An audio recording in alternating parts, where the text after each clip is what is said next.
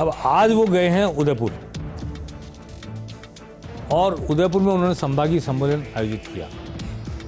संभागीय सम्मेलन में उदयपुर के लगभग सारे कार्यकर्ता शामिल हुए, और सारे कार्यकर्ताओं के साथ प्रदेश प्रभारी रंधावा ने बात की, गोविंद सिंह डोटासरा ने बात की, और बिल्कुल ऐसे आम आदमी बन के बात की जैसे कि वो कोई नेता नहीं। उन्होंने कहा भी कि हम नेता नहीं हैं, हम बिल्कुल आप जैसे हैं, हम आपकी तरह बात करते हैं, आपकी तरह रहते हैं, और आपके बूते पर हम यहाँ हैं जिस पोजीशन में हैं। गोविंद डोटासरा ने कहा। अब चुनाव आते हैं तो सब इस तरह की बात करते ही हैं, उन्होंने भी की है, लेकिन उन्होंने कार्यकर्ताओं को मोबिलाइज किया है। राहुल गांधी की जो सभा होने वाली है आदिवासी दिवस पर 9 तारीख को, 9 अगस्त को मानगढ़ में, जो गुरु गोविंद का स्थान है, बांसवाड़ा का आदिवासियों का पूजनीय स्थल है, राहुल गांधी 9 अगस्त को वहाँ आ रहे हैं। आदिवासी दिवस आदिवासियों के बीच में, आदिवासियों के देव पुरुष की स्मृति में मनाएंगे, मानगढ़ धाम की उस पहाड़ी पर जहाँ अंग्रेजों ने जुल्म ढाए थे आदिवासियों पर, सैकड़ों लोगों को गोली से मार दिया था। उस स्मारक पर राहुल गांधी 9 अगस्त को आदिवासी दिवस मनाएंगे, और कांग्रेस तैयारी कर रही है कि 3 से 5 लाख लोगों को वहाँ एकत्रित करे। ऐतिहासिक जनसभा करने की कांग्रेस तैयारी कर रही है वहाँ पर। अब सुनते हैं गोविंद सिंह डोटासरा ने क्या कहा।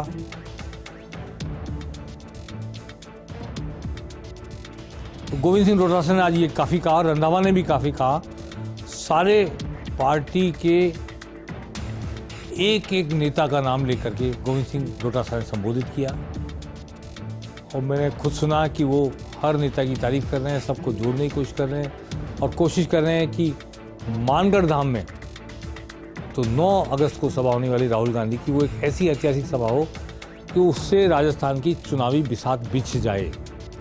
उस सभा को मॉडल के रूप में प्रस्तुत करके राजस्थान में कांग्रेस की हवा के रूप में प्रचारित किया जाए।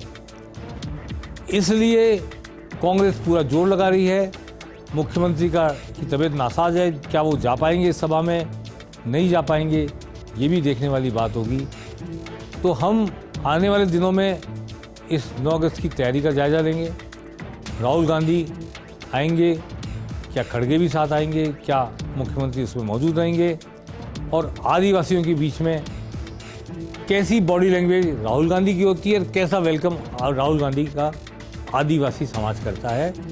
वागड़ की जिन सीटों पर अशोक गहलोत की नज़र है, मैंने आपसे पहले भी कई बार कहा है कि अशोक गहलोत पिछले 2-3 महीने में 9-10 बार वागड़ गए। उदयपुर जाते हैं, फिर वागड़ जाते हैं, उदयपुर जाते हैं, फिर वागड़ जाते हैं। तो वो पूरी जो आदिवासी 17 सीट है, आदिवासी बेल्ट की, मेवाड़ की जो सीटें हैं, गुलाब चंद कटारिया अब चले गए हैं राज्यपाल बन के, बीजेपी में खालीपन है, मेवाड़ में संगठन करता चला गया। इसलिए इस वक्त बीजेपी को वो कंसोलिडेट होने से रोकना चाहते हैं, और कांग्रेस को कंसोलिडेट करना चाहते हैं। मैंने पहले भी कई बार कहा है, कल भी कहा था, मुख्यमंत्री अशोक गहलोत चुन चुके हैं उन्हें किस तरह चुनाव लड़ना है, किन सीटों पर चुनाव लड़ना है, किन वोटरों की तरफ जाना है। वो अपना रास्ता लगभग बना चुके हैं।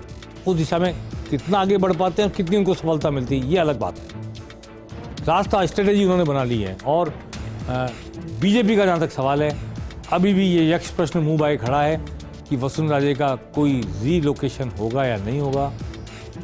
रिप्लेसमेंट उनका कोई है नहीं पार्टी के अंदर।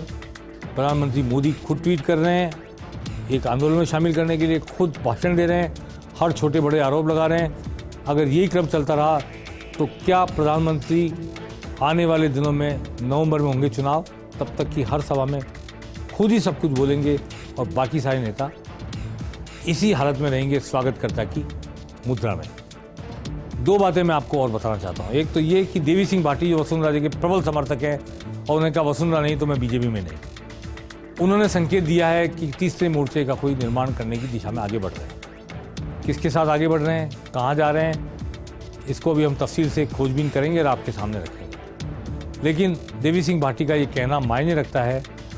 वसुंधरा राजे का कल का ट्वीट आपको याद है, औरत जब गरजती है इतिहास बदलती है, बिजलियाँ चमकती हैं, आकाश साफ करती हैं, वो मैंने कल आपको सुनाया था। उसके बाद देवी सिंह भाटी का ये कहना कि वो तीसरे मोर्चे की तैयारी में लग रहे हैं।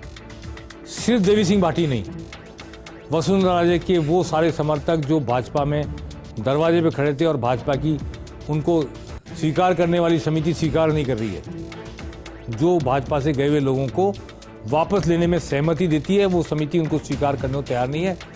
सुरेंद्र गोयल पूर्व मंत्री ऐसे ही एक हैं, रोहिताज शर्मा पूर्व मंत्री ऐसे ही एक हैं, देवी सिंह भाटी पूर्व मंत्री ऐसे ही एक हैं, पप्पू बंसल भरतपुर के पूर्व विधायक 2 बार के वो भी ऐसे ही एक हैं। ऐसे कई लोग हैं जो दरवाजे पे खड़े थे बीजेपी के, बीजेपी ने उनकी ओर ध्यान नहीं दिया।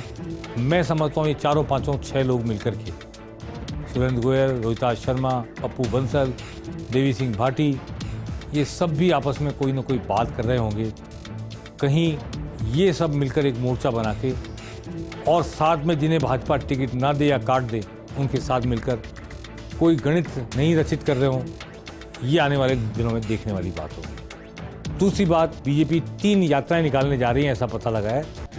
दिल्ली में हमारी पॉलिटिकल एडिटर को बताया अर्जुन मेघवाल ने, 3 यात्राएं निकलने वाली हैं। उनमें से एक नेता एक यात्रा का नेतृत्व करेंगे, दूसरे नेता दूसरी का, तीसरे नेता तीसरी का। क्या वसुंधरा राजे जिन्होंने राजस्थान में 2 बार राज किया है, अकेले अपने दम पर परिवर्तन यात्रा और स्वराज संकल्प यात्रा पूरे राज्य में निकाली है, वो अपनी यात्रा को पार्टविद करना स्वीकार करेंगी और 3 में से 1 यात्रा का नेतृत्व करना स्वीकार करेंगी, या वो तीनों यात्रा में से किसी में नेतृत्व नहीं कर रही हुई दिखेंगी?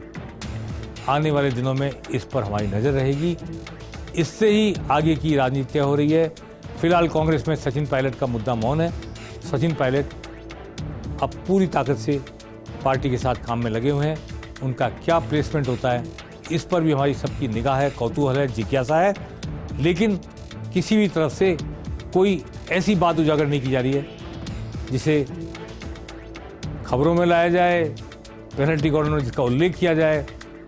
लगता है कांग्रेस आलाकमान ने पूरी तरह समझा दिया है अनुशासन का मतलब क्या होता है। पेनल्टी कॉर्नर में आज बस इतना ही।